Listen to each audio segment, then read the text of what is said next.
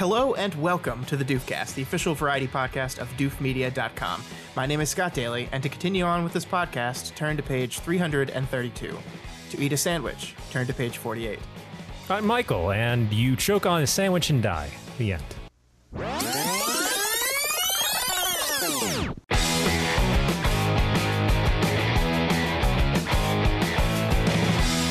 Hello and welcome to the Doofcast, the official variety podcast of doofmedia.com. My name is Scott Daly, and to continue on with this podcast, turn to page 332.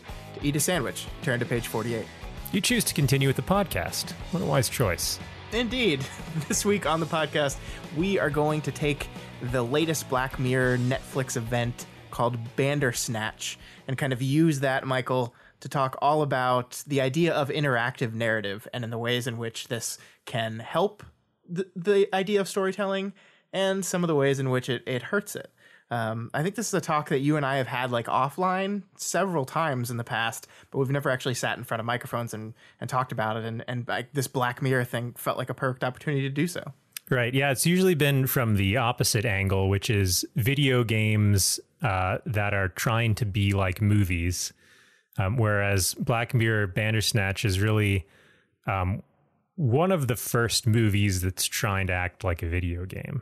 Right, yeah. And this is because of a lot of cool technical innovations that went on behind the scenes to make this whole thing possible. It's interesting because I think we'll get into it when we start talking about it, but there's a lot of things that they had to figure out how to do to make this thing work. And it's like, it doesn't seem like it's that complicated, but it actually, like, the infrastructure behind it is pretty complex. Yeah, I guess, did they have to program into Netflix the ability to, like, choose options or something? But they wanted it to be like a seamless thing. So they didn't want any loading screens after you choose. So actually what it does is it loads up both choices. So both choices are loaded up, and then it only displays to you the one that you choose. Interesting. So they put a lot of money and time into this project. Yeah. So much to the fact that it doesn't work on some players. Like, for some weird reason that I'm not sure about, you cannot watch this on the Apple I forget television. What it's called. The Apple Television. TV. Yeah. It doesn't work on Apple TV. That actually came up. I watched it at a friend's house who had a party where we all voted on the answers and stuff. And he tried to put it on his Apple TV, and then it wasn't working. And someone said, "Oh, I just read you can't watch it on that." And then he got out his laptop and tried to AirPlay it to the Apple TV, and then it's that didn't work either. So eventually we had to HDMI cable it through something else.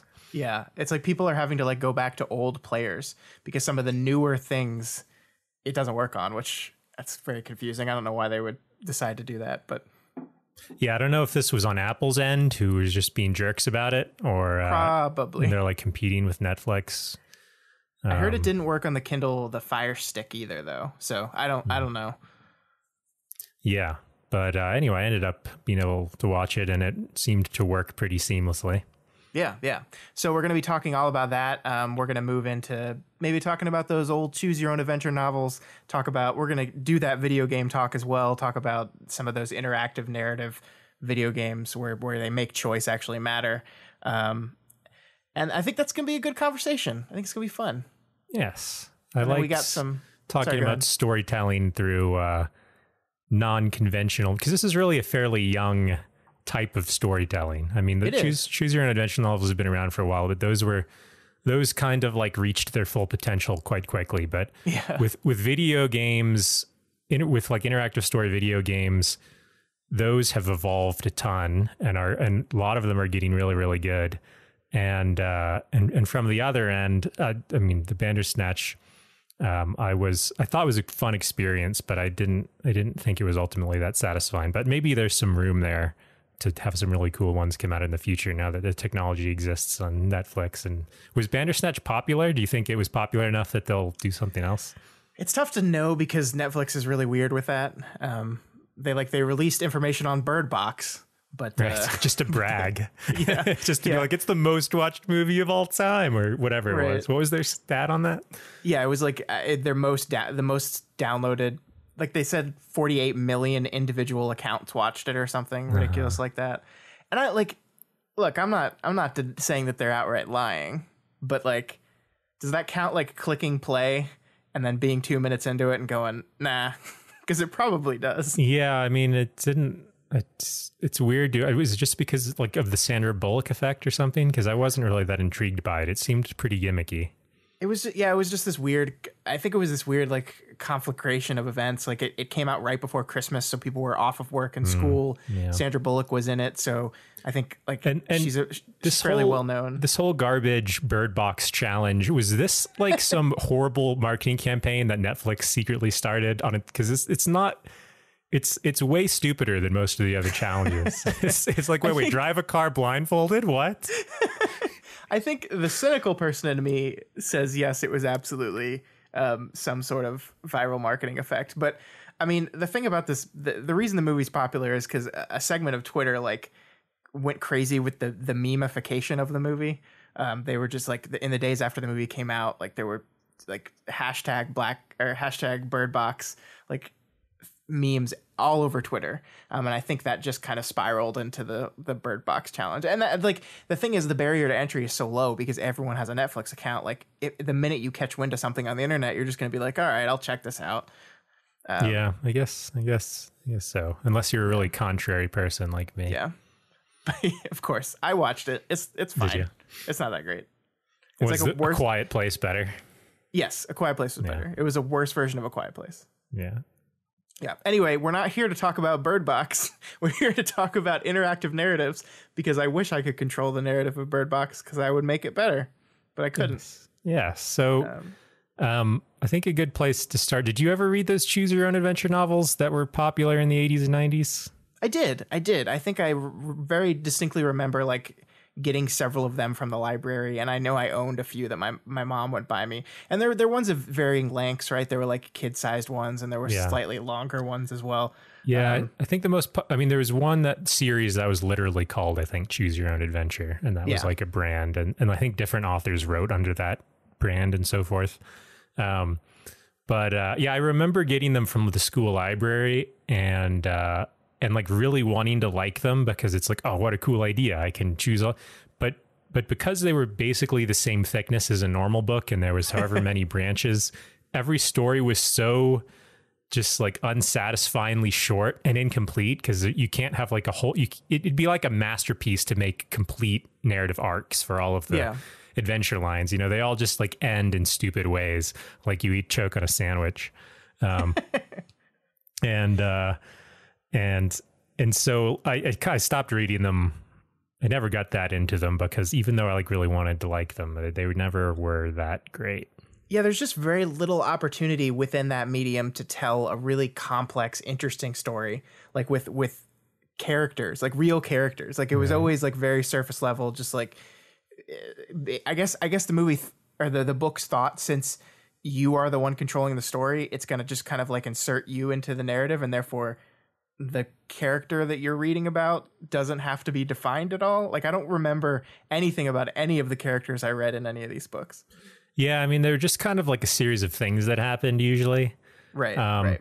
And I think the reason that, so we'll skip ahead here to I think like the Telltale video games, which I mean there were other storytelling things in between there, because I mean there were like the kind of DOS like text-based choice RPGs and stuff. But I think like the next sort of big thing that that affected me was the Telltale's Walking Dead series. And the reason, I mean, one, that was really well done, but one of the reasons that medium is so much better for these interactive stories is in the books, every choice you made had to lead to like a complete chapter. Like they couldn't just change like one character who died and leave all the other text the same, right? But on a computer game, it's really easy to just have like variables for like player names. And so a lot of the core narrative of The Walking Dead is all the same and on rails, which is why it can have a good story.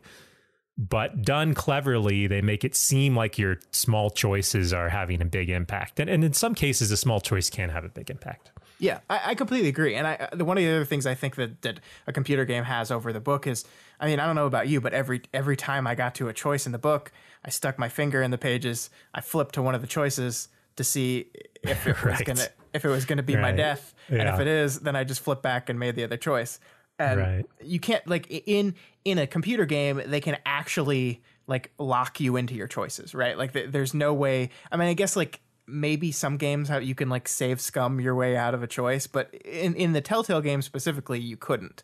They locked you into those choices. They forced you into a thing where you had to make a choice, and then you had to live with that choice. And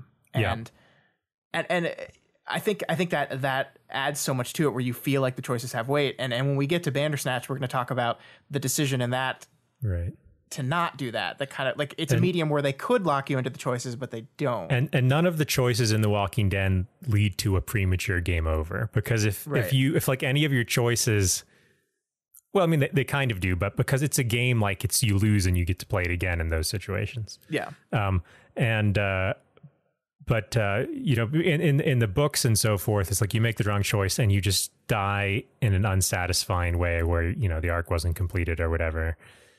And it's just, you know, I did sometimes I did the same thing as you, where I'd be like, oh, well, I guess I'll do another path now. And that ruins the whole story, you know, because it's this weird fragmented thing. Yeah. And, but sometimes I would just be like, oh, I died. And then I'd put it back on the library shelf. And, you know, that would be a 3-minute segment of my life. But that's so unfulfilling, right? Like if you want to sit there, like, and that's kind of the way I felt about Bandersnatch at times, where I was like, I guess I could exit out here, but then did I experience the thing? Eventually I did exit out, because I wasn't sure when it was supposed to be over. Like, the annoying thing was, it wasn't like you had a bunch of choices and a bunch of different endings. There was one ending that it was making you go toward the whole time. And yes and no. You couldn't even get that ending the first few times you played it, right? They actually changed options to converge to the true ending, and that annoyed me. Well, I don't even know if there's a true ending, though. I mean, okay, I guess we should say, let's talk about Bandersnatch. Let's talk about Bandersnatch. Let's say spoilers for Bandersnatch if you haven't seen it. Although I don't know, this narrative is so to me that I don't know if I would be mad about being spoiled about anything that happens in this thing. Yeah, there's not really anything to spoil, because basically, like, you know, people dying and stuff are all options. Like, any of the characters can die, I think. Yeah. But so the concept of this thing in true Charlie Brooker Black Mirror sense is that it is a choose your own adventure story about a kid working on a choose your own adventure story. And he is trying to adapt one of his favorite choose your own adventure books into a video game with branching paths. And as you go through that, you are allowed to make choices for him. And the goal early on in the thing is, I guess, to make the best video game possible. But as it continues, it gets increasingly more Black Mirror-y, where he realizes someone is making choices for him. It becomes meta to the point where, did you get the thing where you got to choose Netflix? I did, yeah. Yeah, and things just go fucking crazy. Right, yeah. And so, like, I think there are things in here that I think are really cool, right? I think the concept in general is exciting. Like, I think, you know, you said you went to a party where you guys were voting on the choices. I was watching it with my wife, where her and I were like watching the time tick down and like, okay, what do you want to do? What do you want to do? And we had to like come together to come up with a choice that we both wanted. And there's like fun in that. But what it does, I think, is the what you're taking away from that is a satisfying story. And I just found, I think this does have characters, and I like the characters. I think they're interesting characters, but I just think like it's limited itself so much where it just becomes a gimmick and not a story. Right. And there's very few types of stories you can tell this way. And one of those ways is, and the only way to do it is this way, where you either have some sort of like time travel or like meta choose your own adventure hook or something, where you can get mileage out of showing the same thing over and over, because that's going to happen.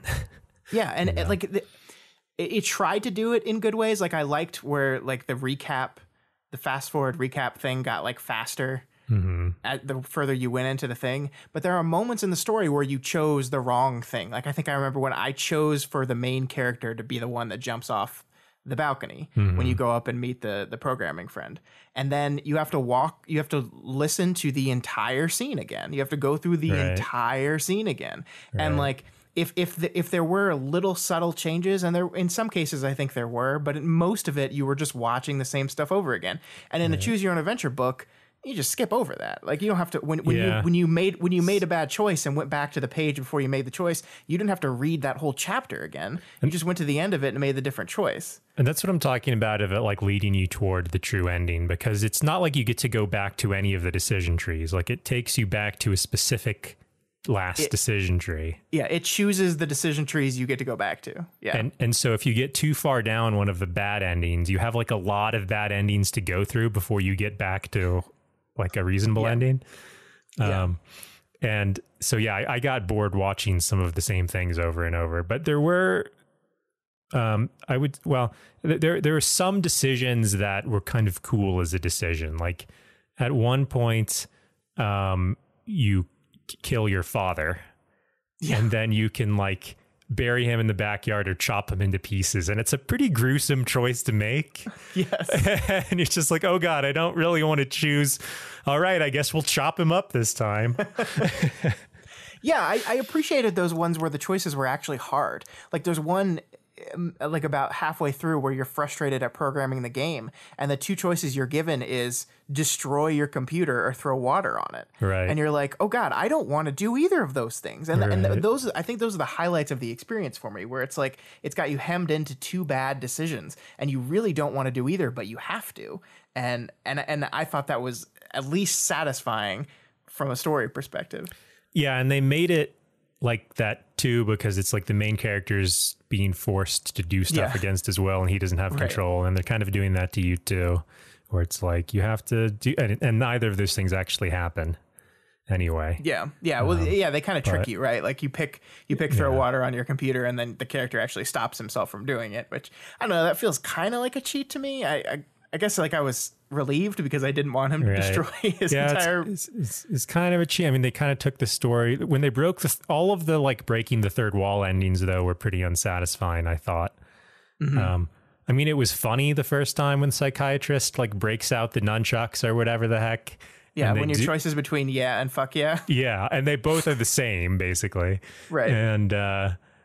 And the first time it happened, it was kind of funny, but then it also kind of cheapened the whole seriousness of the rest of the storylines. Right. And when I look at what, like, when I look at Charlie Brooker and I look at everything else, have you seen all the Black Mirror stuff? Have you watched it all? No, I've watched a few from each season, but I've never like mustered up the mental fortitude to watch the whole thing.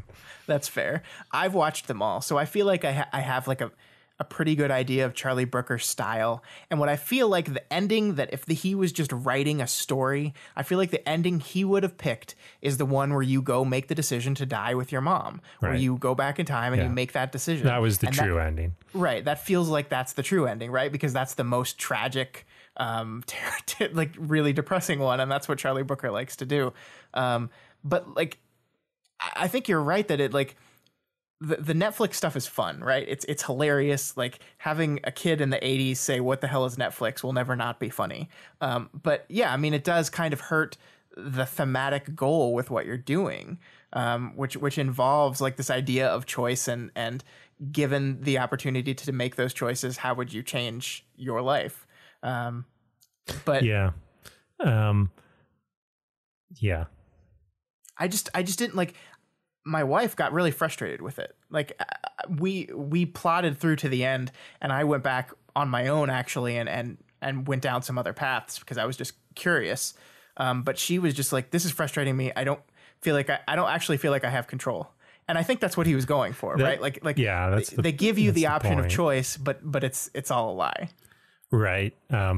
But it's like you don't have to play that game though, because your life isn't actually being controlled. So you can just stop watching once you get annoyed, which is what we did too, eventually. And like, we were real close. They're like, oh, now we have the option to put toy into the safe. I bet that's the real ending. I don't even care anymore. Yeah. Right.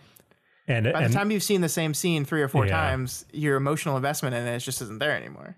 Yeah, and I think there were some better ways. Like, I mean, I don't know. Some of it held my interest for a while, and maybe if they just like didn't actually have the automatic go back to the last choice, and they just let you live with like a subpar ending, I would have liked it better, even though it would have been short. Like my favorite ending was the one where I killed my dad, but then my work was considered like a work of genius. And then they went to the future, and the author of the original Choose Your Own Adventures daughter's like working on the Choose Your Own Adventure Netflix show. And then her life is suggested to be not in her control too. And then, you know, that ending was fine. And because it was kind of a fun game, I liked the thing where all of the endings had like the video game review show where there was the little guy, like the young guy in the suit and they always asked him like, what did you think of Bandersnatch? And he would either give it like 0 stars or whatever. Yeah. He's basically like, you did a bad job playing this. Yeah. And I thought it was, my goal was to make the best game at any cost, which happened to be, my freedom and my father's life. But, but yeah, the true ending was the one where you end up dying. And that is like, yeah, that feels right, I guess. But it's also, to me, a tired concept because it's the same. It's like the Donnie Darko, butterfly effect, like all of these like time travel redo movies. Like the ending is like, oh, none of it matters. The world would be better if I was dead. Yeah, I mean, like, here's the thing. Postmodern, like, discussions of free will can be fascinating, but they've been done to death. Like, it's been done so much, and I feel like as fun of a gimmick as this game was, like, because of the gimmick, it really didn't let any of the writing really, really explore it that much beyond a very surface level of, isn't it fun, where we're making the idea of you don't control your life meta narratively literal because you, the viewer, are actually the one controlling it. But also you're really not. Like, even you, the viewer, don't have control. And like, yeah, that's interesting. It's just not that deep. And one of the things I really like about Black Mirror is it really like dives into and explores complex science fiction themes using, you know, little twists and exaggerations of technology we have today to see like the fucked up way people can act when given this kind of technological stuff. And I just felt like that was missing from this story.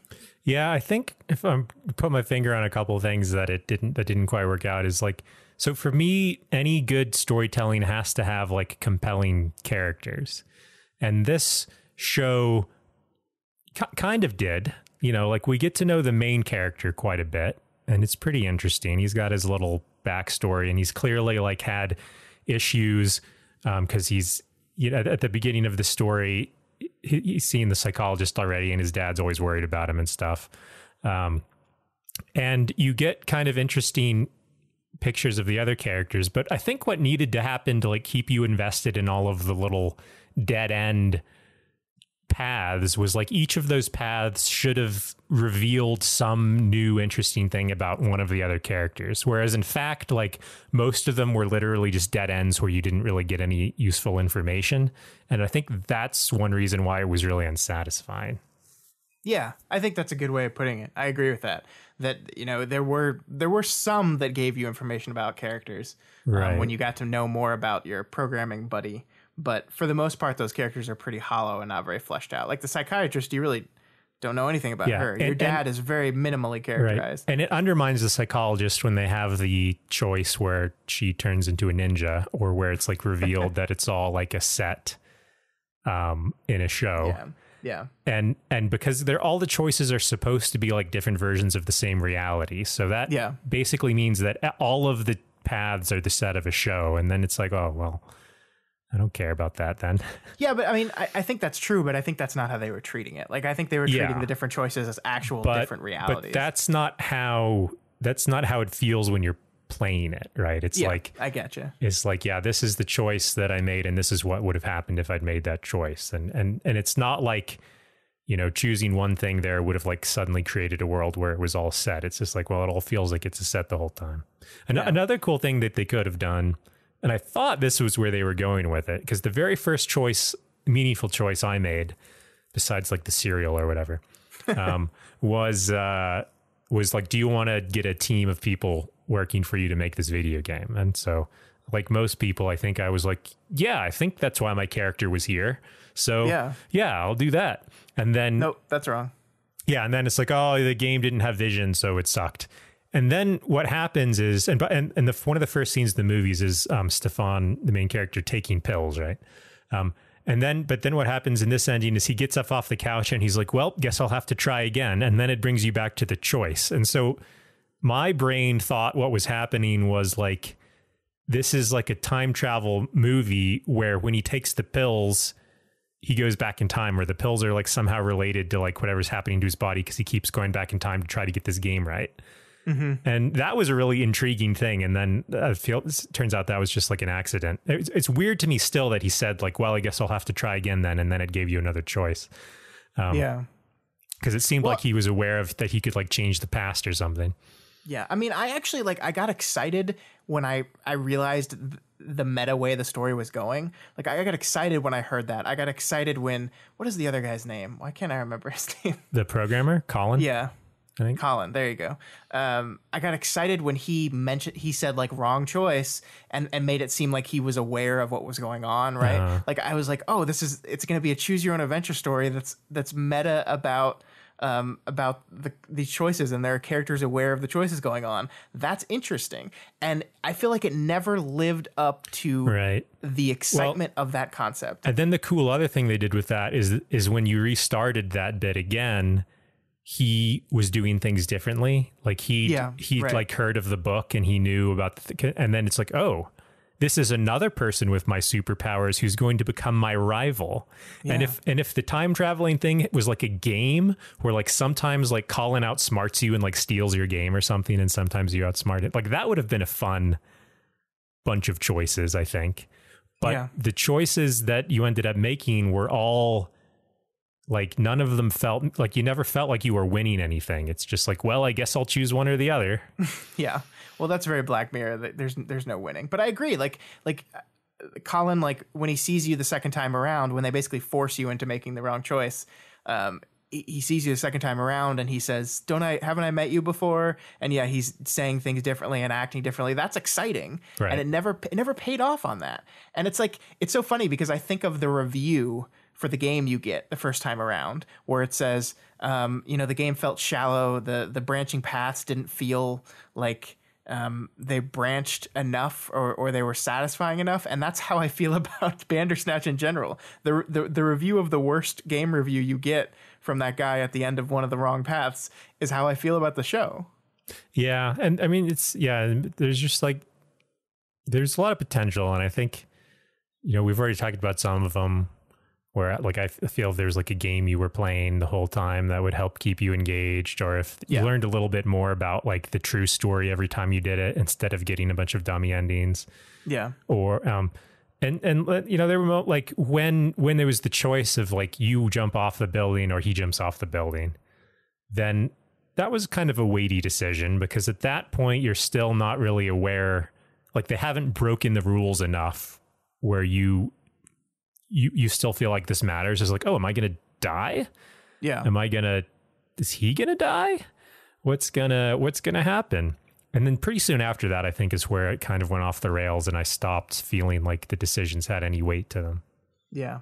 Apparently I read this, I didn't see it, but if you choose for him to die and then you go back to his apartment scenes, he just won't be there or something. Like, I never noticed that. I never got the option to do that, but apparently that's what happens. I don't know. Yeah, he died in our version. Well, I think we killed ourselves first.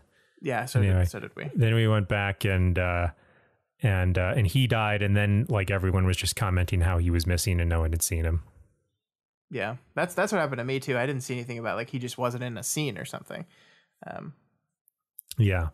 But yeah, I mean, so like I agree that like there's potential here. Like there's interesting things to do with this. And like you said at the very beginning of the show, this is a very new type of thing. We are just kind of researching, how this can bring about, change in storytelling. And I'm interested to see someone on Netflix take this technology and do something else with it. I found this was kind of unsatisfying, but that doesn't mean I'm like against the idea as a whole.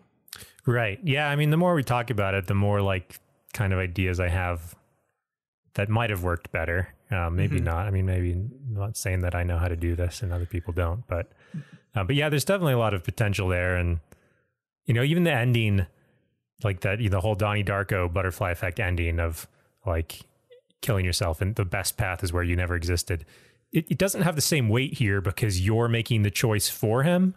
So in those other movies, it's like they try things and then they realize that the world is better off without them. And that's like a weighty decision for a person to make. But if you're like telling another person like, yeah, it was probably better if you weren't here, then it's not the same thing. It's kind of a dick move. How do you have character arcs when the characters aren't the one making the decisions? Right. Yeah. So I think the meta aspect, although very Black Mirror, was ultimately a mistake. And it should have been like, you are the main character and you're making choices for yourself, because that would have really tied you to the main character more. Whereas the gimmick they chose separated you from the main character a lot. Yeah. Yeah. I definitely agree with that. That's a really good way of putting it. Yeah. So maybe that's what we'll see in the future. We'll see a more point of view focused narrative story instead of what they try to do here. I mean, leave it up to Black Mirror to be meta. That's kind of one of the things they do. I get it, but yeah. So have you seen like Heavy Rain? Have you heard of Heavy Rain? I've played Heavy Rain. Yeah. Is that similar? I've never played it, but it's basically a movie with choices, right? Or how does that work? Yeah. It's a interactive narrative story. All those games are like that, where there are a series of choices that changes how the game works. Some characters, if you like, it's not so much like choose between A and B, or whereas it's like there are hundreds of fail states throughout the game. If you enter, like, there's a lot of quick time events, and if like you enter the quick time event wrong and you fail it too many times, the story shifts and different things happen, and those different things wrinkle out. So like if you're doing something particularly deadly and you fail, this character can die, whereas if you had succeeded, they would have lived till the end. Okay. So it is like that. Here's the thing: we're shifting to video games now, and I think video games are just better at this. And I mean, I'm not saying that like you cannot do this with an interactive movie, like that cannot be a good way to do it. But I just think like the inherent nature of sitting down to play a game, the expectations that go along with that, and the things you can do with that make it just a better option for these kind of interactive narrative journeys. Right. Because the point of the interactive journey is that you are being tied more to the character, like you're being drawn into the world because you are the main character. And just the little scenes like in The Walking Dead or in Life is Strange and those story games where you can like walk around a room and talk to whoever you want. Like those are great moments where you feel like you're in the world, and it lets you like feel like you're friends with the other characters and stuff. Whereas in this show, you never really get to do that. Like you might, like maybe you want to like get up around the office at the video game place and like talk to the other people, but you can't because it's a movie. Yeah. And here's, I think the secret to the success that Telltale had,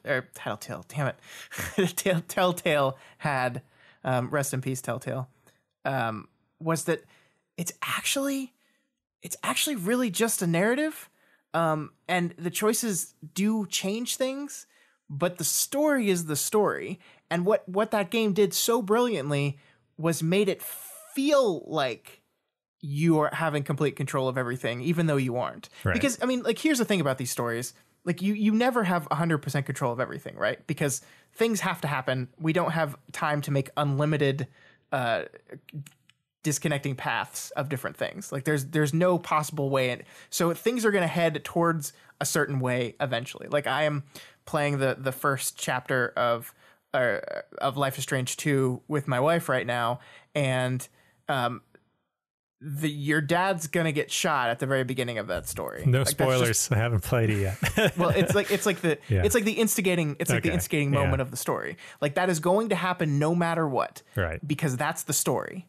But you're in a conflict and you choose to be aggressive, and then your dad ends up shot, and then it's like, okay, you feel like that was your fault. I feel like that was my fault.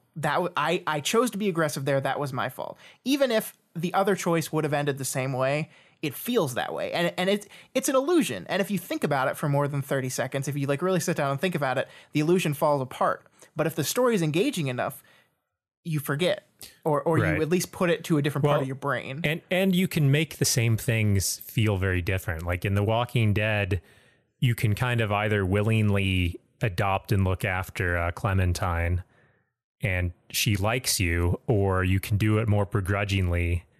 And, you know, there's the same, like, you're getting this kid through this thing is happening, but from a completely different motivation, which makes the story actually different. Yeah.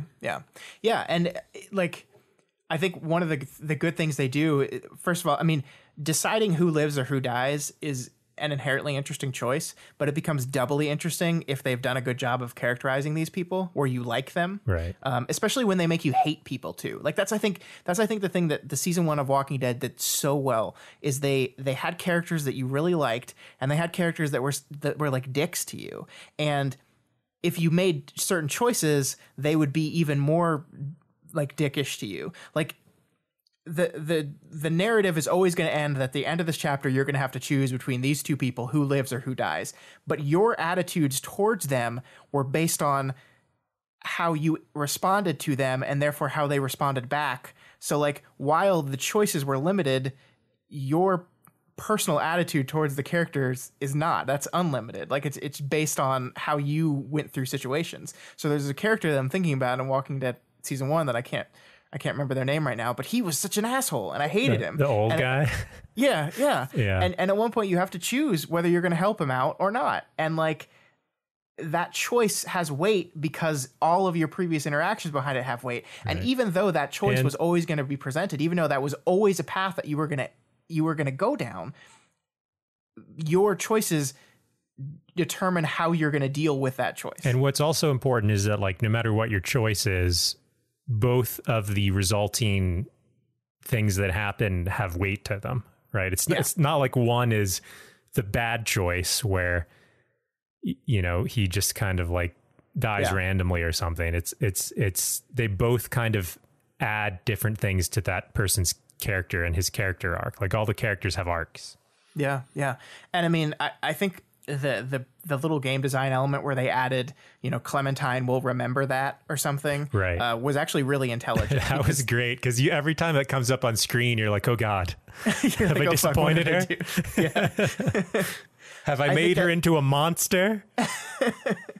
And it's so great. And yeah, like at the end of the day, The Walking Dead season 1 ends a certain way, and I feel like it's been out long enough where we can just talk about it, but I'm also really hesitant to because of like.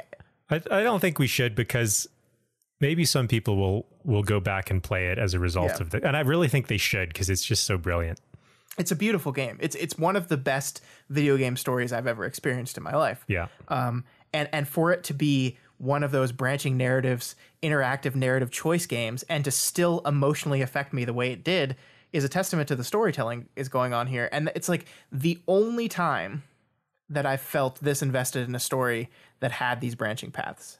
Yeah, and it was definitely one of those like really special experiences that I've only had a few times in video games whenever there's something paradigm shifting. Like the first time I played Star Fox 64 on a demo Nintendo 64 at a Blockbuster, and the other pilots in my squad were talking to me, and I was like, oh my God, I'm in this world. Changes everything. I think you just aged us. There's going to be a lot of young people being like, N64. It was amazing. It was so different. Amazing. It was awesome.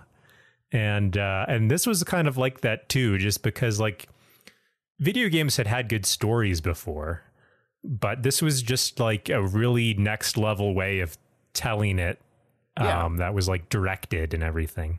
Yeah, I mean, like, I think the biggest way to test that is, would this game have impacted me as much if it wasn't a choice-based game, if I was just playing a character in a video game and this was the story?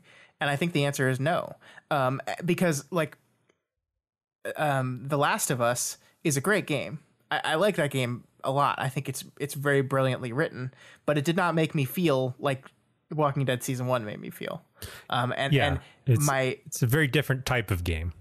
Right. And my analysis of why didn't and I did emotionally connect to the stories in The Last of Us, or the characters in The Last of Us. I absolutely did. But why did I feel more connected to the characters in The Walking Dead?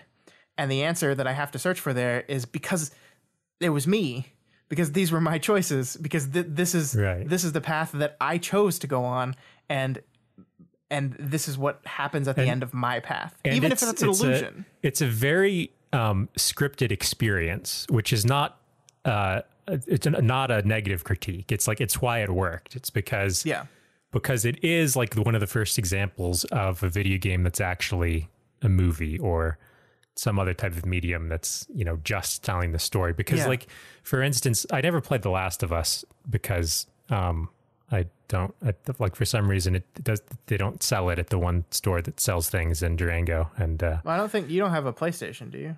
Oh yeah, I do. I do have a PlayStation, and I don't use the internet. But you're on the internet right now. I don't buy things. I don't sign up for things on the internet. You need to have accounts to buy things on the internet. And I'm off the grid. No one knows I exist. Okay. And but like what I have played is like Uncharted, which is in some ways trying to also be a movie that's a video game. And like the gameplay elements of Uncharted take you out of the narrative. Yeah. Like every time you're in like your extended shootout with like nameless villains, or you're just climbing up some like really stupid climbing segment, you're just like, okay, I'm in a video game and I want to get through this. This is adding nothing to the experience. And then there would be like cool cutscenes and they'd have like good character stuff. So there may have been elements of that in The Last of Us 2, because it had like all these gameplay elements that it was basing the story around, which kind of like gave you time to not really be completely in character. Yeah, I see. I mean, it's called the concept is ludonarrative dissonance, right? Like it's a technical fancy term for it. And I like the Uncharted games. You and I have fought about the Uncharted games in the past. I definitely like them more than you, but I will agree with you that you being a guy who mows down 200 enemy soldiers, cutting to, oh, I'm just Indiana Jones stealing things from like there are times when the gameplay elements work well with the action of the action movie you're in, you know, like when usually when like a scripted thing happens, like a helicopter runs into the building you're in or whatever, and then like some new thing happens. But there's so many segments in Uncharted where it's just like, okay, you have to get from here to here. There's going to be about 60 bad guys in the way that you need to duck and shoot. And it's just, you know. I will agree with that. I will say Last of Us handles that a lot better than Uncharted does. Yes, you still kill a lot of people, but it feels much more in tune with what's happening in the world.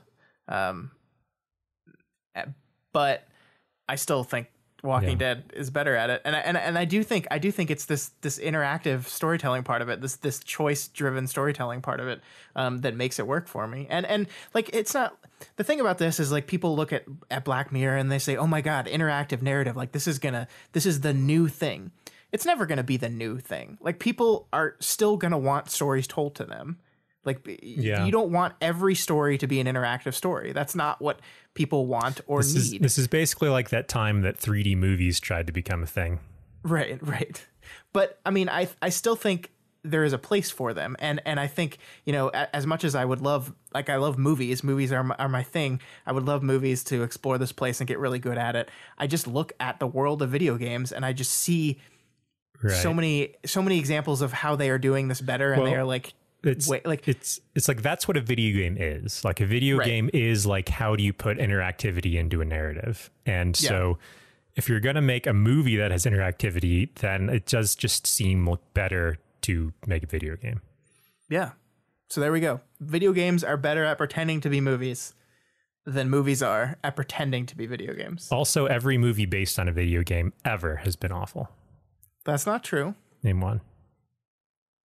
I'll get back to you. Did you play the Game of Thrones Telltale?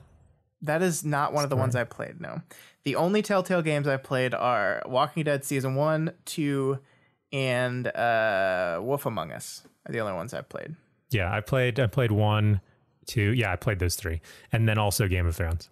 And Wolf Among Us was also a great experience. Yeah, it was really great. It was really cool. Like, I wasn't really familiar with the source material, so it was an interesting world, and it was just beautifully done. And Walking Dead 2 was also good. It didn't really affect me in the same way as the first one, but the Game of Thrones like had so much potential. Okay, so what it was is you are this like one of the lesser houses of the North, right? And you're the noble family of this lesser house, and it's basically kind of a mirror of the Starks. You've got like the oldest son who's the heir.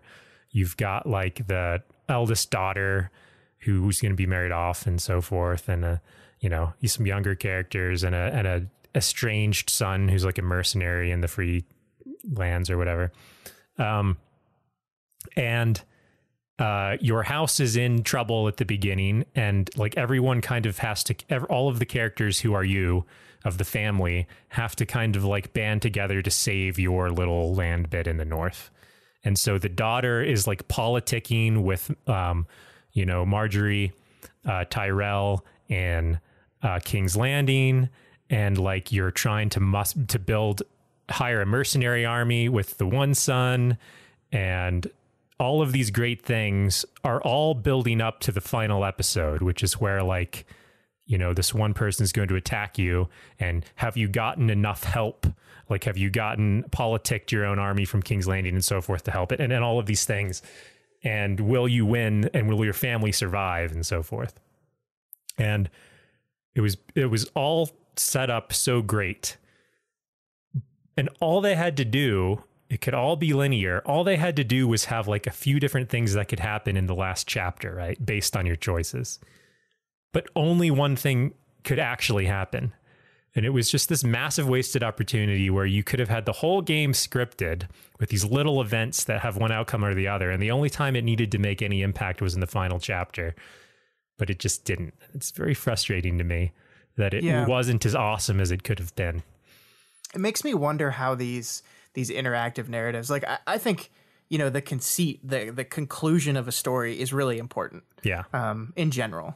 But I wonder if these interactive stories, it becomes even more important, because like your choices are building to something. Your choices are building to something, not just the character's choices are building something. Your choices are building to something. And that means that you have to stick that landing even more than you normally would if you're telling a story. Yeah. And I mean, in some stories it matters more than others. Like, you don't necessarily know where The Walking Dead is going until the end. True. But the end is, it lands that ending. It lands the ending, but there's really only like one ending, right? Right. And it lands it, and there's different ways you can come at it, but there's really only one, and that was fine because that was the perfect ending for that story. Yeah. But it also made it also succeeded in passing the wool over your eyes that made it feel like this was your ending. And that's why I've never played that game again. I don't want to ever play it again. I don't want that illusion shattered. Well, I'll play it again because I've almost forgotten I remember the ending, but I've forgotten a lot of things that happened. So maybe it'll be a new experience leave it a couple more years. As long as we don't do too many podcasts talking about it and reminding me, but sorry. But though there's other ways. Like, I thought Game of Thrones was going to be a new way of doing it, where it's like there is no one ending. Like, it's telling you what the last chapter is going to be the whole time, and you're building up to it.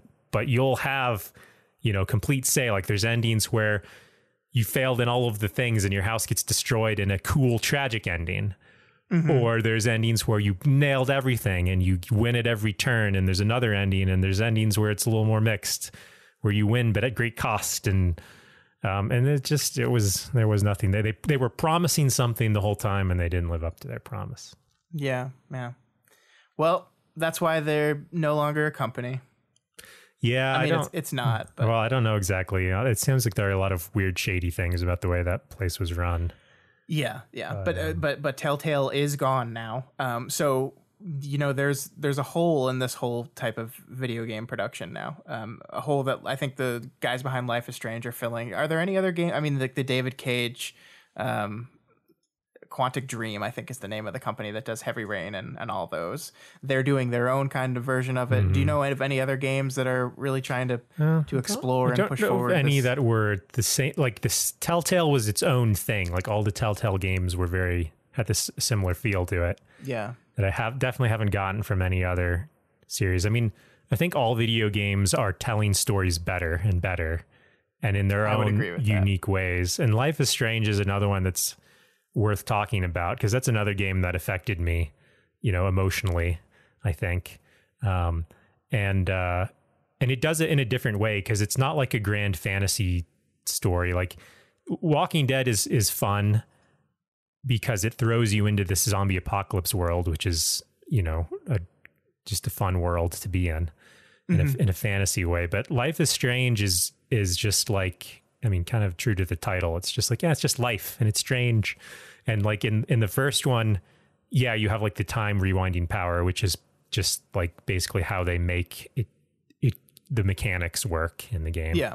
But most of it is just like you're at the school and there's like, and it's just normal people at the school, but they're like all more complicated than they first seem. And, you can be nice to the bullies and like get to know them as people and they're not so bad. And anyway, it's just like, it was a very, had a delicate touch of realism that made it endearing. Yeah, I would agree with that. Yeah, I like that game a lot. That's the only game my wife has beaten in her life. and the prequel to that, which I thought was going to be stupid because it was just like, oh, here's some characters that were mentioned in the first one, and we'll just have a prequel about that. And prequels are always a bad idea, in my opinion. I've never enjoyed a prequel of anything until this one. The Life is Strange prequel was actually good, and they even minimized the magic more, and it was even more real because there was no time travel mechanic. The new mechanic was like an anger system or something like that, which somehow worked.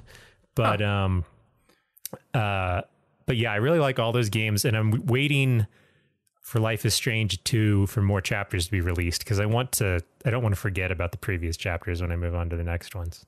Yeah, I think that's fair. I've not played the prequel, and Elise just started Life is Strange 2. We're still probably about halfway through the first chapter, so I'm enjoying it so far. There's no time travel mechanic in it so far. There's going to be some gimmick. I don't think they've taught it to us yet, but yeah. The trailer makes it look pretty cool, so I'm looking forward to playing. It's been like 6 months since the first one was released, which is just like way too long of a gap. Yeah, the second one's coming out. I think it's this month, but yeah, it is. It's a pretty long time. Did you play Vampire? I don't think. No, I did not. It's the other. Well, I think there's. So the company that does Life is Strange is called Don't Nod or something like that, right? And they made one game, I think, prior to Life is Strange, and then they've made one game since that came out last summer called Vampire. And it's also it's kind of heavy story. It's meant to be heavy story, but it also has way more gameplay aspects. There's like fighting and stuff. And I couldn't get through it. It was it's kind of in this version of Europe where there's like this plague and you're like a doctor and you're going to be made into a vampire, and then there's kind of some like cool decisions, but I don't know, maybe I got kind of stuck in it, and then maybe cool stuff happens later, but it wasn't as good as Life is Strange. It feels like it's a very hard type of game to do well. And it's interesting that like the traditional adventure, like the traditional point and click adventure game that we grew up playing, like the Monkey Island type of adventure game, has kind of morphed into these type of adventure games now. Right. Yeah. Which I'm not saying that's a bad thing. It's not a bad, it depends on what kind of game you want to do, because like the Telltale ones are good because it's basically all story and like walking around and making choices and talking to people, which is all fine and keeps you in character. But I think one of the issues with Vampire is like the same issues with like Uncharted, where the gameplay elements get in the way. It's like, oh, I want to like continue making these moral decisions. I don't want to fight through like a building of creatures. Yeah. And I think that's the trick, right? Is balancing those two things. I mean, that's the hardest part about this whole thing that's the hardest part about game design in general, especially if you want to tell a story, is balancing the game parts with the story parts. And I think the best games find a way to combine those two in a way in which playing the game is doing the story parts. Doing the story parts is playing the game. Yeah, and it's really a work of art. I mean, I sent you that interview with the Dead Space director. Oh yeah, I watched that today. I love that. It was awesome listening to him, because it was just like a movie. It was just like listening to like Quentin Tarantino talk about like how much he loves movies and all of the decisions he made.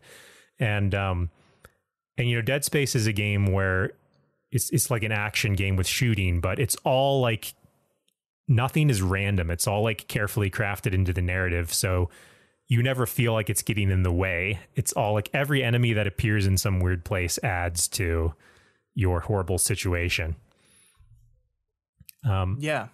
And my favorite part from that was the sound design, where they used the sound of screeching wheels from the BART train in San Francisco as like the horrible airlock noises in the game. And it's just like, that's awesome. That's wonderful. I'm never going to be able to play that game without thinking of the BART. Right. Yeah. That was a great video. Maybe we'll link that. I'll dig it up from our conversation and we'll link it. It's like a 20-minute video just talking about the design of Dead Space and how he did it. It's really great. I mean, I think we've learned some stuff. I don't know. I feel like this was I really enjoyed this conversation. I like kind of walking through the history of these attempts at making interactive stories, truly interactive stories. And of course there are other ways to do it. Like you don't just have to have these branching tree type choice things. But that seems like one of the more popular ways of doing it. Yeah. I mean, it's fun. We're at a fun time for this genre because people are trying a lot of things, and there are people who've done it well. Like, Telltale did it well, but then like they died. And maybe some of it was because they didn't like keep the same artistic vision. They just started cranking them out or something. Yeah. I think they got too obsessed with the licensed material. Yeah. Yeah. They should have had more original story. They could have had some great original stories. And Life is Don't Nod with Life is Strange franchise is still doing a very good job. And I'm optimistic, because even though they're taking forever to release these things like that, I guess that means they're still putting a lot of care into it. And but all of their games are kind of have a similar. They have their gimmick. Telltale had their way of doing it, and there's just like so many other ways of doing it that hopefully other companies will move in on. It's not a type of game that very many people are touching, I don't think, or maybe we just haven't heard about them. I just don't think they're the type of game that like the big AAA companies make, right? Well, like they're definitely not that type of game, but there's so many independent games being released now, and I would kind of expect there to be a lot more of these types of, because people who love stories in video games, must have a lot of passion project ideas along these lines. Yeah, I'm sure they do. I think it's just you have to very specifically be paying attention to them, because they're not going to be the heavily advertised type of game, because they're much lower budget. So they're out there, I'm sure. I think that's a great audience. Interactive story games. Like, if we haven't talked about them, recommend them to us. Let us know. You can email us, send us a tweet. Just let us know. And because I am always looking for games like this. So yes, me too. So tell Scott, and then he'll tell me. Because Michael's not on the internet. That's right. Although I've paid attention. Apparently, your community has a Discord server. They do. That you invited me to be on last year, and has always been secretly on my computer.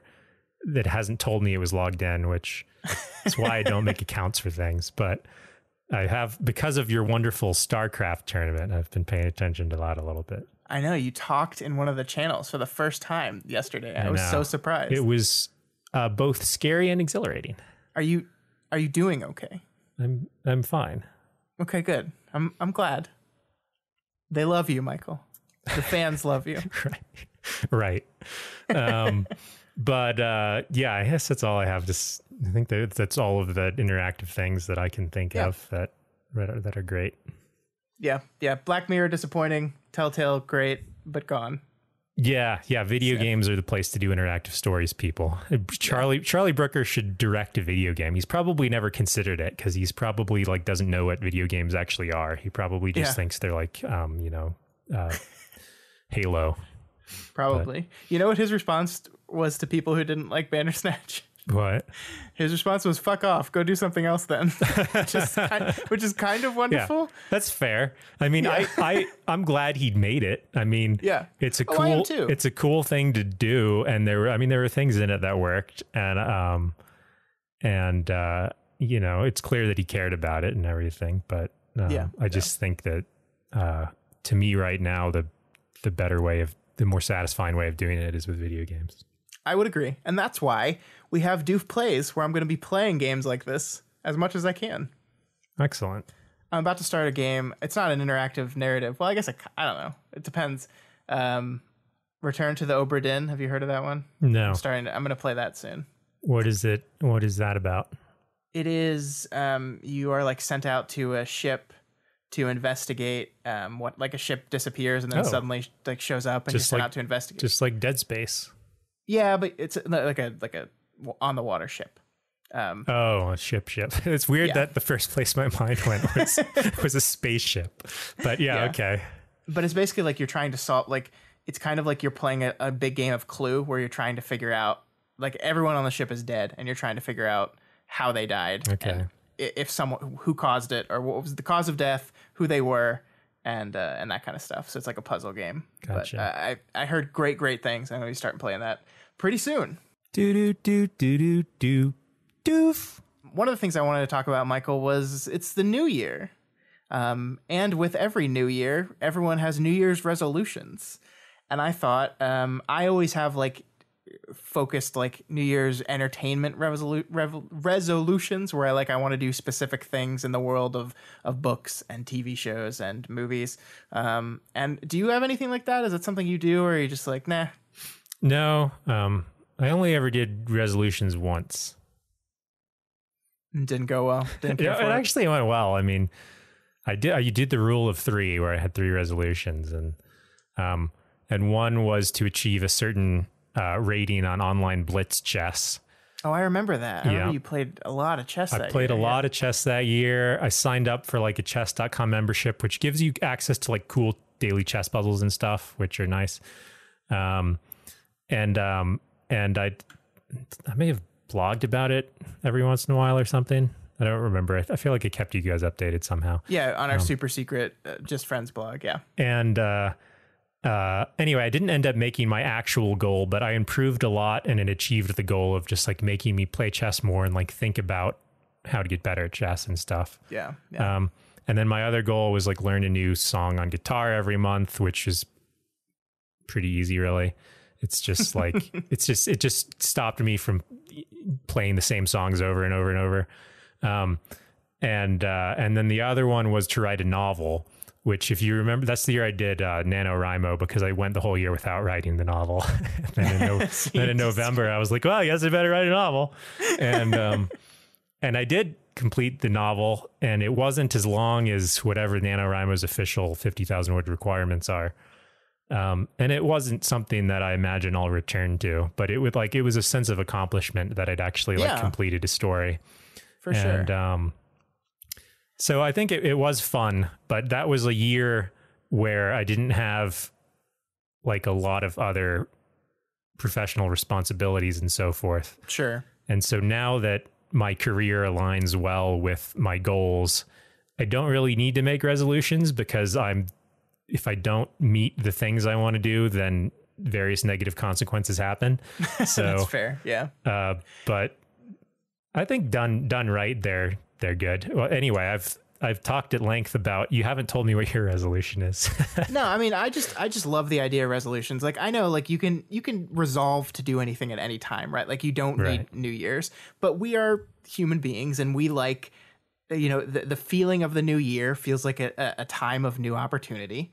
And I like to make resolutions. I like to make goals for myself. I have a bunch of personal goals, but one of the things I always like to do is challenge myself with the entertainment I consume. I watch a lot of movies. I watch a lot of television. I read a lot of books. I've kind of made it part of my second job here, so I have an excuse for that. I'm not just doing it, but I don't like. I used to set, like, I think last year I said I want to read 50 books next year, and I accomplished that goal. I was really happy with it. Nice. I want to do that again this year, but I'm also looking at, different ways of doing this. I think just giving a number, saying I want to read 50 books, I want to watch 300 movies, whatever. That's great, but that's big.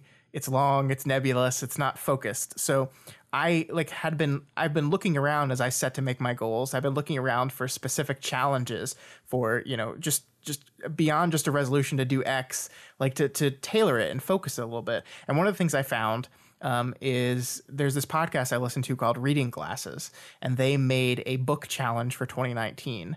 I will provide a link that shows what the challenge is, but it's basically, instead of just read 10 books, it's very specific. This one say, read a translated book, read a graphic novel, read a nonfiction book about a topic you know nothing about, read a short story collection, read a book by a trans author. Just like, instead of just like read X books, like read specific books, broaden your horizons. Yeah, that's that cool. Kind of thing. I like that, because I mean, otherwise I'd probably read like 50 fantasy books. Right, exactly. And, that's kind of my thing too. I'd read Stephen King and I'd read fantasy. Right. But I like that. Yeah, I mean, it's fun to, like, I wouldn't want to be made to like read, 100 Victorian Gothic romance novels, but it's good to like be aware of one of them. Yeah, sure. Like, yeah, that could be a goal. So like I started to like goals like that. And in that, vein with films, there are lists of films that people make all the time. And so my goal this year for films is I wrote, there's a list of, by BBC's 100 greatest films of the 21st century. Right. Yep. And this is just, they did a bunch of critics. They polled a bunch of critics, and based on the critic responses, they made a list of 100 films. And look, I'm not going to like all these movies. Like, I'm not going to agree with every critic on everything. That's kind of how this whole thing works. But I think like a goal of going through this list and watching the movies on here I haven't seen, I think will be a good one for me. Yeah. And the cool thing about the BBC's list is it's inherently international, because it's not the US, and we're kind of isolated at times. So this list has a bunch of international films on here that I've never heard of before. So not only am I going to get to watch what a lot of critics consider the best movies, but I'm going to get to watch some movies I've never even heard of before. And I think that's really cool. It's broadening your film horizon. That sounds really fun. I actually did something really similar.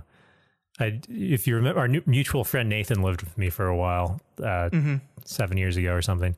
And we had this goal to watch all 100 movies on the AFI film list, which you probably didn't pick because, it's all American films, I think. I've done it already. Oh, you've done That's it. why I didn't pick it. And then we did like a musical review system where I gave it like an A# if it was both good and intelligent. But it was fun to do together for a while, but I actually ended up hating almost all of the movies. Oh wow! Yeah. And when I wasn't watching it with someone else, so it wasn't like the experience wasn't fun, and I was only getting entertainment value out of the movies. I lost interest in it because, I don't know. For me, like, some of the critically acclaimed movies are not don't cut it. Like, there were some that were like very significant movies, and you could see like, oh, this was probably the first time that this kind of thing happened in a movie, or this is the first time a director used this technique. And it's kind of, you would find all that stuff really interesting, I'm sure. But in terms of like the overall enjoyment of the movie, is just I couldn't do it. But that sounds like an awesome project for you. Yeah, there's actually a podcast going on right now called Unspooled, and they are doing the AFI Top 100 list. It's a critic and Paul Scheer, who's an actor. You might know of him, you might not. Basically, they're going through all these movies one by one, and you'd be surprised to see how much they would agree with your assessment on a lot of these films. That's like I understand why this was put on the list, but here's why it's actually not that good. Yeah, and like so. some of what was one of the interesting things that I still remember about that was comedy, because there was some comedy that held up really well, like Charlie Chaplin in Modern Times. It was like still funny. He was just like a really good physical comedian, and but then others like the Marx Brothers, I think Duck Soup was on that list. It was just dumb. It was like groan inducing, but it was like hilarious whenever it came out in the 40s or 50s or whatever. Yeah. And that's part of the reason why I'm excited to do the list I'm doing right now, is because these are all 21st century movies too. So these aren't old, dated these movies. are all okay. Oh. Yeah, these are all movies post 2000. So Gotcha. these are movies like that I kind of grew up around, and some of them I've seen, some of them I haven't. So I'm really looking forward to this. When I started doing this one year, but I was trying to write a review on each one of them, and I fell behind almost immediately, because that's actually very hard to do. Yeah. And then I just kind of gave up. So I'm not sure I'm going to do that. I might like jump back into the podcast at various points during the year and just update everyone on the ones I've seen. If there's movies that you think I might find interesting, you should tell me, and then we can watch them and talk about them. Yeah, that sounds like a great idea. Because that sounds a little bit. I like the limitation that it has to be after 2000, because then it can't be all the like historical films like right. What's the one about the Ku Klux Klan or whatever? Birth of a Nation. Birth of a Nation. It's just like, oh my God, it's so long and it's a bad movie, but it was like the first movie or whatever, so it's on the list. And it's racist as hell. Yeah. Yeah. But, I mean, like, this is just one list, though. Like, if you want to do, like, I think what I'm going to do on this thing is I'll link to the AFI list. I'll link to the BBC Greatest of the 21st Century. There's also a critics poll list on the British Film Institute. I like the British ones because they're always more international than the American ones. Yeah. The British Film Institute just has the 50 greatest films of all time, and they are not just limited to the United States. So yes, it has some of the movies on here that you probably won't like, Michael, but there are also a bunch of other movies from France and China and Japan and all over the place. So this list looks interesting too. I'll link that one. Just like I encourage you all to broaden your TV, film, book horizons, and doing it with challenges and goals like this, where it's not just I'm going to watch this number, I think is a good targeted, focused way of doing it. So make it into a fun, like, structured thing. Right.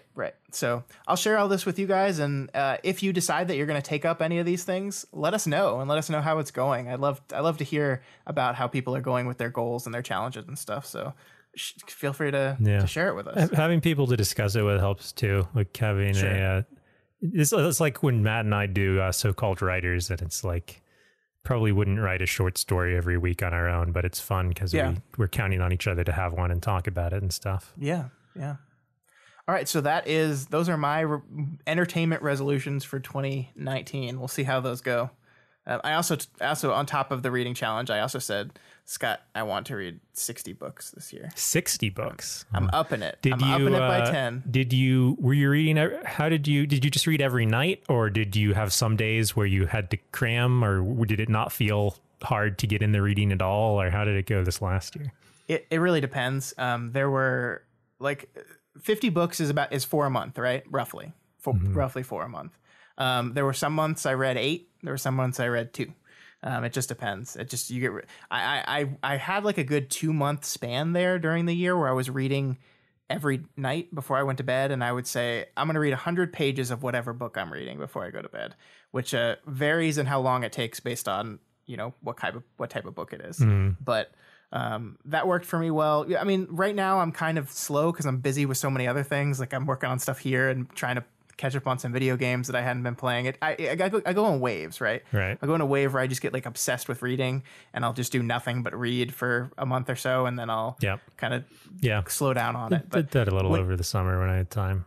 But when it evens out, it's usually about what it'll take for me to accomplish the goals. Did you notice after this year that you've gotten better at reading? Because I feel like over the years I've gotten worse at reading, because I used to read like all the time.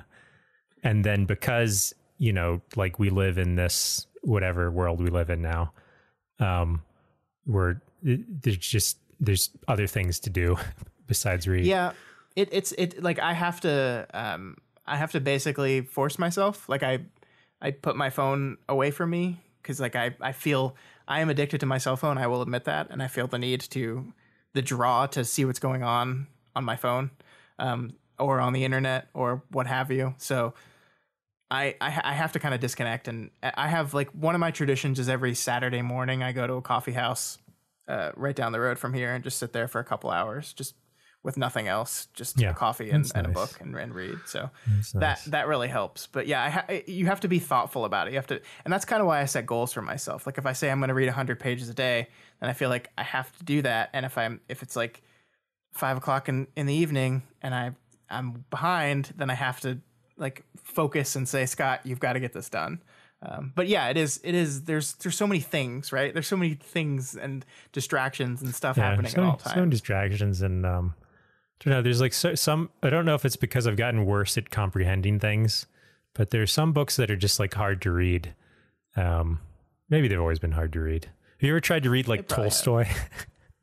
Yeah, it's tough. Yeah, it's. I don't know. Is it? I could not do 100 pages of Tolstoy a day. Is it because he's I don't want to say a bad writer. He's certainly not an efficient writer. I can tell you that. It's certainly not for like the 21st century pacing, attention span, and tight plot construction. But I'm told these Russian authors are supposed to have such good characters, and I just never. I think it's just like writing styles change, and you have to teach yourself the writing style. True. Yeah. I think I've gotten better at reading over the past year, but I think that's probably mostly related to the time spent on the book club, because when I read a book for our book club, I'm reading a different way than I'm reading for fun. Yeah. I am intentionally focusing and thinking about things directly and jotting down notes more. So that I think has gotten me better at reading. But cool. All right, so that is our New Year's resolutions. Let us know what yours are. Doof. And let's finally, Michael, we're just going to have a quick recommendations corner because we watched some stuff. Yep. What did you watch? I watched the final seasons of Justified over the break, which is a great show that it actually ended like 4 or 5 years ago or something, I think. Yeah. That was one of those shows that I kept hearing good things about, but I never actually sat down to watch. Yeah, it's really good because of the characters, I think, largely. And like the I would rarely say this about a show, but like the dialogue is fun. I hate Joss Whedon so much. And I know you love him. Get at it. And I know you think his dialogue is just like the wittiest, funnest thing. It's wonderful. But I just hate it so much, and I find it so annoying. But in Justified, I feel like there's this wonderful eloquence to all of the writing that keeps it popping. So cool. Anyway, and the villains are fun, and it's just it's really good. It's an ongoing story, unlike most, like, it's not a police procedural at all where it's just like a little self-contained thing. Because it's like, the main character is as a marshal for the Kentucky state or whatever, but it's actually like ongoing narratives throughout each season, and that's why it's fun. I really love Timothy Oliphant. That's like I have no excuse for not watching. He's good, and Walter Goggins is also really good. Yeah, got my Goggins. He's kind of like the main, sometimes antagonist, but like foil, I guess, to Timothy Oliphant's main character. So they play off each other real well, and you'd like it. I'm sure you'd like it. Where did you watch it on? Is it?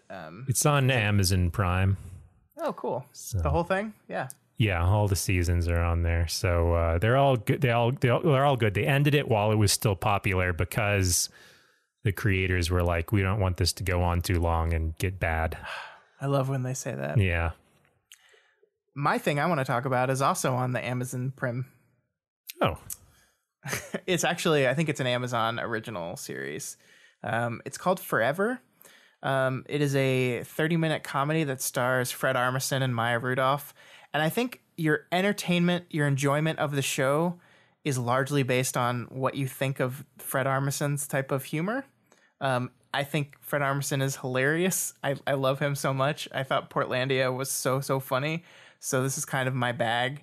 It basically follows this married couple and the complications in their life. And I don't want to spoil it too much because actually it takes until like the third episode for the real setting of the story to reveal itself. But it's so funny. It hits the drama beats really good too, and it's a 30-minute comedy, which is becoming increasingly more important in my life. Like, I look at hour-long dramas and I'm just like, you don't need that. Yeah. We can do this in 30 minutes, right? And I like so much that people are really starting to explore the 30-minute show space. Like that show Homecoming came out on Amazon this past year, and that was a 30-minute drama. The zombie comedy one. Which one's that? With Drew Barrymore and Timothy Olyphant. Yeah, that was half an hour, wasn't it? That's a half-hour comedy one. That was really good. I'm all about it. Just get in and get out. 30-minute shows. Yeah, why That's did that lose popularity? I mean, it's just in most situations I prefer the shorter stuff because it's usually like you waste less time. Like, I feel like a lot of these hour shows could just be edited and be better. I felt like it was just perception, like that 30 minutes was like the land of sitcom. Yeah. And if you wanted to have a serious show, you needed an hour. Right. They probably could just sell more ads over the course of an hour than two 30-minute blocks. That's probably what it is. Interesting. But that doesn't matter anymore because everything's online. Yep. But yeah, I mean, Forever, it's a really wonderful, funny show that has a lot of good emotional beats to it. I wish I could talk more about it, but I really don't want to spoil it.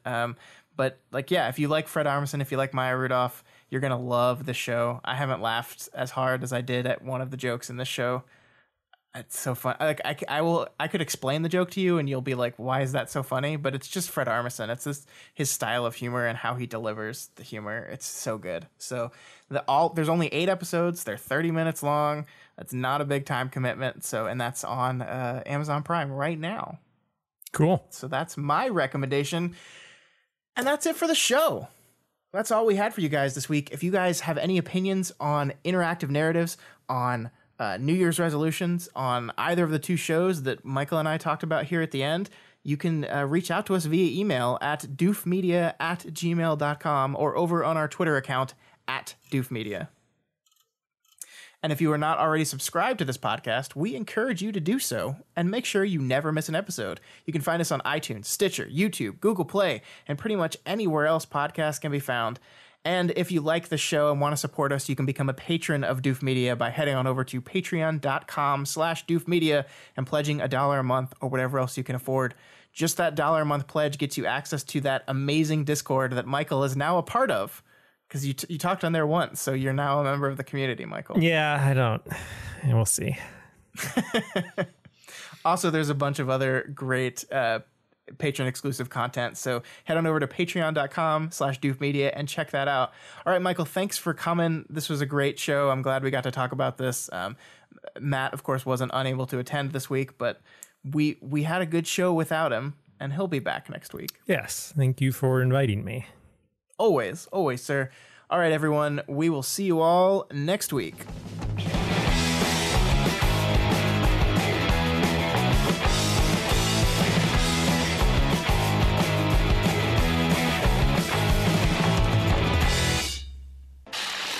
My name is Doof, and you'll do what I say.